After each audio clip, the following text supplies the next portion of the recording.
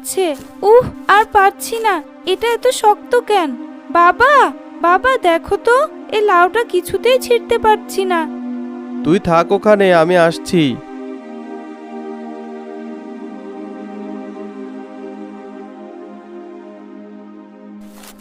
ইস, আমিও তো ছিঁড়তে পারছি না, আর পারছি না। বাবা তুমি এখানে থাকো, আমি এক্ষুনি কাঁচি নিয়ে আসছি। হ্যাঁ রে, জলদি যা তো, চট করে একটা কাঁচি নিয়ে আয়। তারপর রিয়া কাঁচি নিয়ে আসে। সে কাঁচি দিয়ে অবশেষে তারা লাউটা কাটতে পারে। অবশেষে সফল হলাম, কিন্তু লাউটা এমন রং ধরেছে কেন? এমন লাউ তো কখনো দেখিনি। এটাকে তো বাড়ি নিয়ে কেটে দেখতে হবে। হ্যাঁ বাবা, এটাকে বাজারে বিক্রি করব না, আর এটার বীজ রোপণ করা যাবে। হ্যাঁ, ঠিক বলেছিস, তাই করব। গিন্নি, কই গো গিন্নি? এই তো আমি।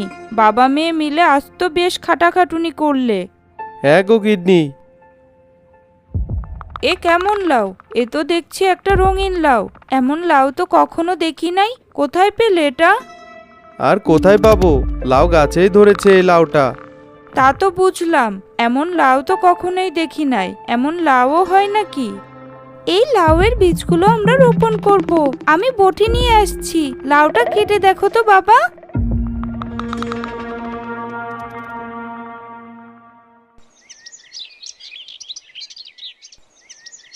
আমাকে কেটো না। এটা কি লাউ যে কথা বলছে? আমি কিছুই বুঝতে পারছি না, লাউটা কি করে কথা বলছে। লাউ কথা বলে কি করে? তুমি লাউটা কেটে দেখো তো ভিতরে কিছু আছে কিনা। আমাকে কেটো না, আমি খুব বিপদে পড়ে এই লাউয়ের ভিতরে ঢুকেছি। কে তুমি? এখানে কেন লুকিয়েছো? বের হও বলছি, বের হও। আমাকে কেটো না, আমি বের হচ্ছি।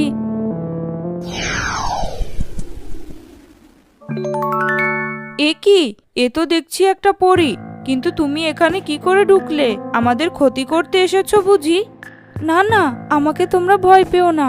আমি বড্ড বিপদে পড়ে এখানে এসে লুকিয়েছি। কি বিপদ শুনি? আমাকে এক সাধু বাবা পাঠিয়েছেন খঞ্জন ডাইনিকে খুঁজে ওনার কাছে নিয়ে যেতে। যে করেই পারো খঞ্জর ডাইনিকে খুঁজে বের করো, তাকে আমার সামনে হাজির করবে। ও অনেক বড় অন্যায় করেছে আমার সাথে। জি বাবা, তবে আমি তো তাকে চিনি না, কোথায় পাবো তাকে? এই নাও মানচিত্র, এতে খঞ্জর ডাইনির ছবি রয়েছে, আর তার ছবি আঁকা রয়েছে এতে। এই দেখেই তুমি চিনতে পারবে খঞ্জন ডাইনি বর্তমানে কোথায় রয়েছে, তাই মানচিত্রের মাধ্যমে জানতে পারবে। ধন্যবাদ সাধু বাবা, আমি এক্ষুনি যাচ্ছি খঞ্জন ডাইনিকে খুঁজে বের করতে। হ্যাঁ যাও, তোমার জন্য শুভকামনা। কাজ শেষ করে তবেই আমার কাছে ফিরবে। হ্যাঁ সাধু বাবা, যাচ্ছি আমি।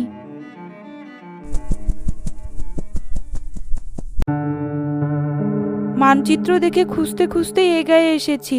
সাধু বাবার কাছে খঞ্জন ডাইনিকে হাজির করাতে না পারলে যে বাবা আমাকে কঠিন শাস্তি দিবে, তাই এই লাউয়ের মধ্যে লুকিয়ে রয়েছি আমি। তোমরা আমাকে সেই খঞ্জন ডাইনিকে খুঁজে দিতে পারবে? তা তো পারবো না, আমার চোখে কখনো পড়েনি সে ডাইনি। তবে তুমি চাইলে গায়ের নদীর পাড়ে খুঁজে দেখতে পারো। লোকমুখে বলতে শুনেছি সেখানে নাকি একজন ডাইনি রয়েছে।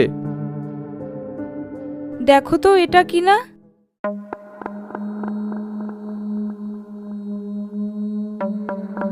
লোকমুখের বর্ণনা অনুযায়ী তাই তো মনে হচ্ছে, একবার গিয়ে দেখতে পারো তুমি। ধন্যবাদ তোমাকে, আজ তবে আমি আসি। এসো তুমি।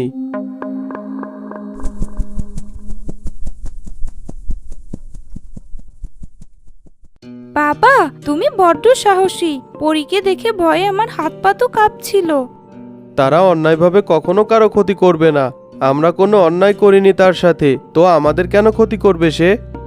হ্যাঁ গো হ্যাঁ, তারা বিনা অপরাধীদের কখনো ক্ষতি করে না। রহিমের কথা মতো পরী নদীর পাড়ে খুঁজতে খুঁজতে সেই খঞ্জন ডাইনির সন্ধান পায়। তাকে পরী সাধু বাবার কাছে নিয়ে হাজির করে।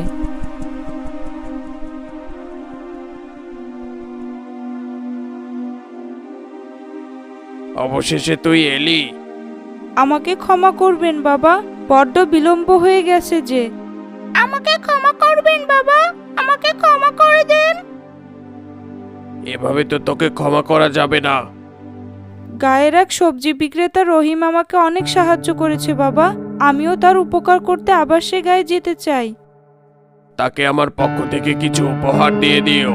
এই নাও, এতে 100 স্বর্ণমুদ্রা রয়েছে। ধন্যবাদ বাবা আপনাকে। আমি এখন আসি।